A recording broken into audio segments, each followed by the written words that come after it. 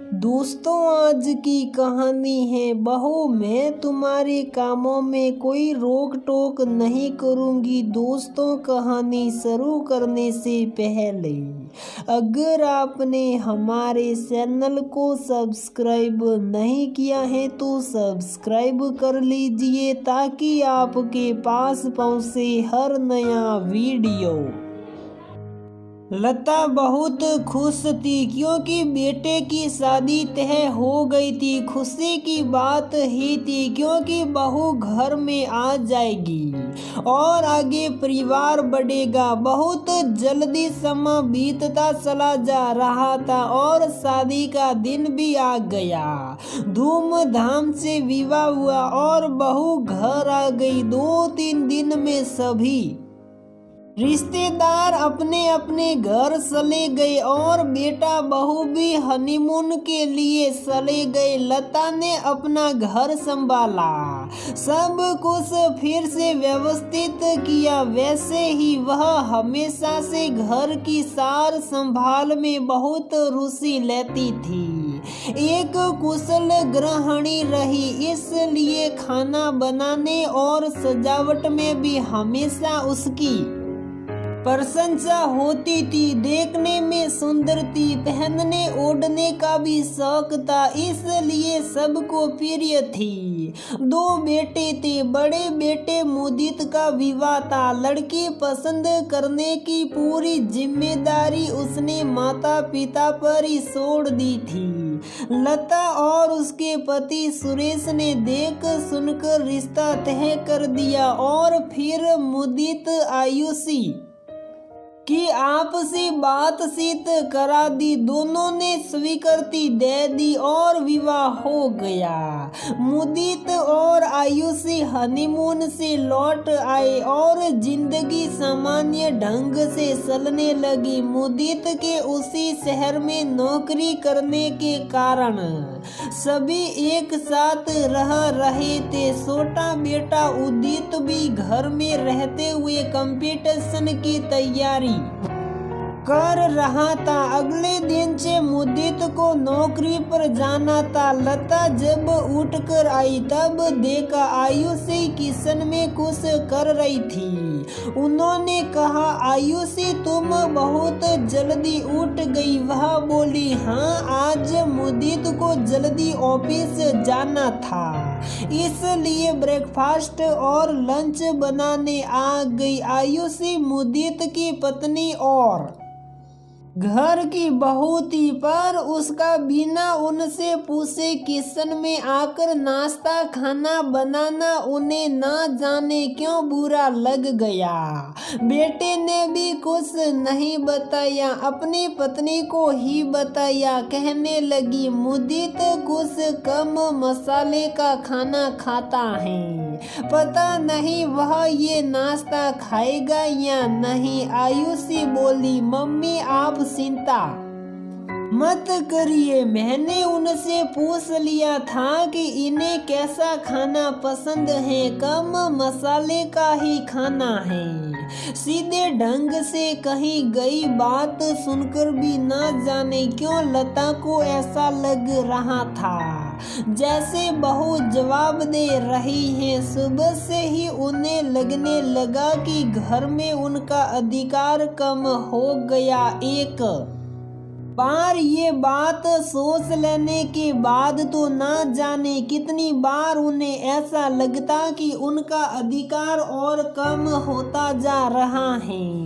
ये घर उनका था और कभी किसी ने किसी काम में व्यवधान नहीं डाला था। बेटी भी नहीं थी, इसलिए उन्हें नहीं पता था कि आजकल की लड़कियां क्या सोचती हैं, कैसे काम करती हैं। उन्हें आयुषी की हर बात मालिकाना हक दिखाने वाली लगती थी।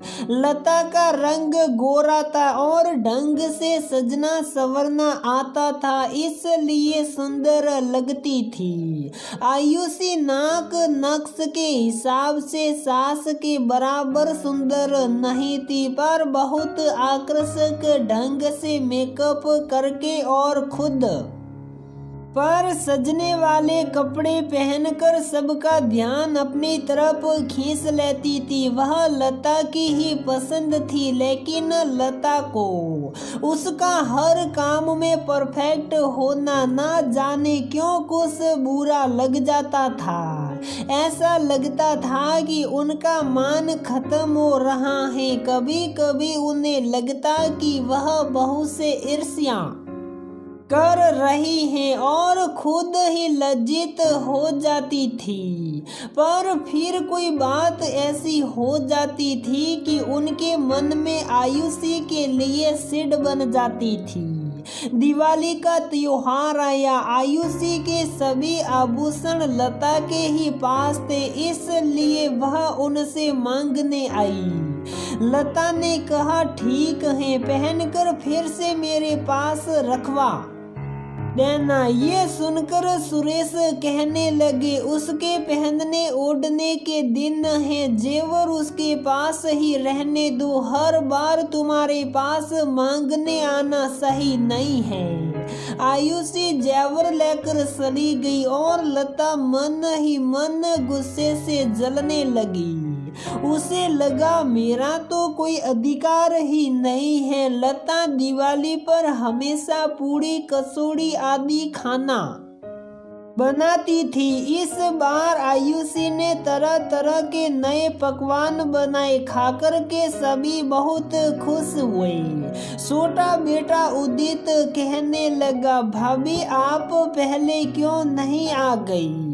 हमेशा वही खाना खाकर के उब चुके थे। आयुषी ने बताया कि उसने कुकिंग क्लासेज ज्वाइन की थी, वही ये सब बनाना सीखा। लता ने गर्व से सबकी तरफ देखा और कहने लगी, भाई हमने तो कोई क्लास ज्वाइन नहीं की, अपने आप ही अच्छा खाना बनाना सीख लिया। कोई कुछ नहीं बोला। इस बात में भी लता को अपना अपमान लगा। उसे लग रहा था कि सब ये कहेंगे कि आप बहुत अच्छा खाना बनाती हैं, बिना कहीं सीखे ही। सबको सूप देखकर उन्हें लगा आयुषी का बनाया खाना सबको ज्यादा अच्छा लगा। मन ही मन वह आयुषी से और चिढ़ गई।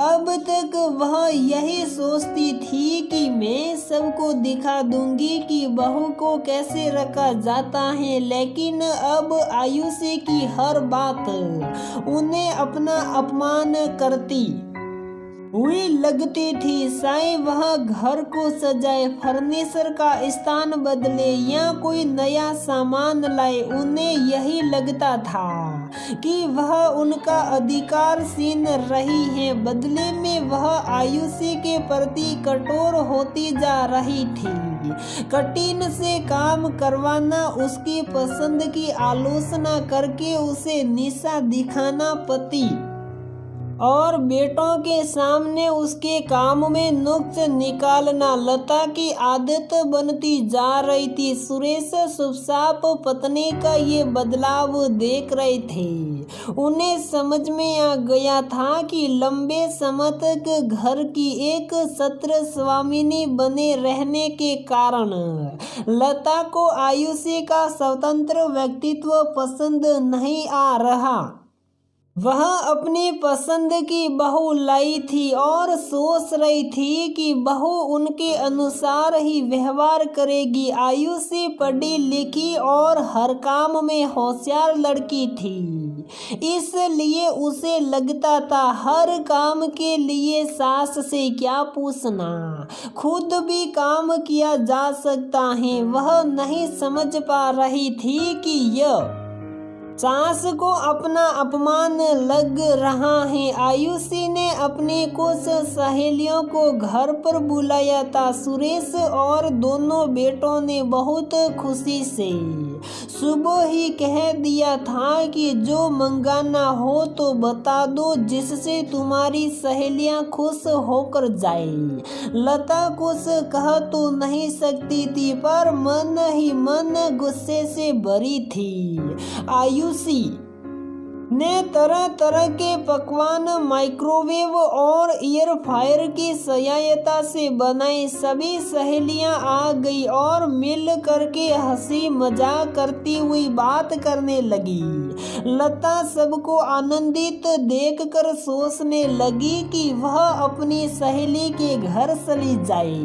बाहर जाने का रास्ता ड्राइंग रूम से था, जहां सब लड़कियां बैठी थी। जब लता बाहर निकलने लगी तब आयुषी की एक सहेली बोली, आयुषी तुम्हारी मदर इन लॉ है ना ये? आयुषी उठकर खड़ी हो गई और कहने लगी, हाँ मम्मी है। उसकी दूसरी सहेली बोली, हम तो देखते ही पहचान गए थे, क्योंकि तुमने बताया था कि मम्मी तुम्हारी सास नहीं बल्कि जेठानी लगती हैं।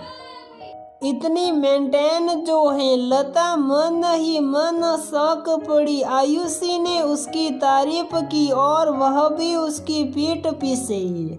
आयुषी उनके पीछे आकर खड़ी हो गई और प्यार से कंधे पर हाथ रखकर बोली, तुम लोगों ने तो मम्मी को बस देखा ही है, इनके काम को नहीं देखा। चाहे खाना बनाना हो या दूसरा कोई काम, मम्मी का मुकाबला कोई नहीं कर सकता। मुझे तो अभी इनसे बहुत कुछ सीखना है। ये मुझे कोई काम करने से रोकती नहीं है, भले ही मैं उस काम को इनकी तरह से अच्छी तरह से ना कर सकूं। उसकी एक सहेली बोली, सही में तुम लकी हो कि तुम्हें इतनी अच्छी सास मिली है। हम लोगों ने शादी में ही इन्हें देखकर समझ लिया था कि ये उन सासों में से नहीं है जो बहू को दबा कर रखे। ये तुम्हारा स्वतंत्र व्यक्तित्व विकसित होने देगी। लता का मन खिल गया था, सारे गीले शिकवे मिट गए थे। वह प्यार से आयुषी के सिर पर हाथ फेरती हुई बोली, मैं बहू पर रोक लगाने वाली कौन होती हूँ? घर तो उसका भी है। इसके बाद सबने आग्रह करके लता को थोड़ी देर के लिए अपने साथ बैठा लिया। हंसते हुए आयुषी की सहेलियों से बात करती लता की आवाज सुनकर अंदर बैठे सुरेश ने चैन की सांस ली। पढ़े लिखे सभ्य परिवार में सास द्वारा मन ही मन बहू को स्वीकार न कर पाना उनकी चिंता का कारण बन रहा था। आज सास ने बहू को खुशी के साथ स्वीकार कर लिया था। अंदर से उदित आकर बोला, पापा अकेले बैठे क्यों मुस्कुरा रहे हैं? वह हंसते हुए बोले, किसी का प्रोबेशन पीरियड पूरा हो गया है, बस इसीलिए खुश हूँ।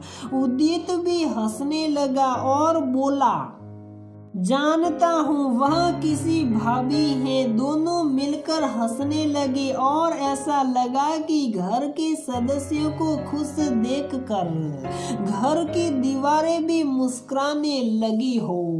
तो दोस्तों, हमारी ये कहानी यहीं पर समाप्त होती है। अगर आपको हमारी ये कहानी पसंद आती है तो प्लीज वीडियो को लाइक करें, शेयर करें और हमारे चैनल को सब्सक्राइब जरूर करें।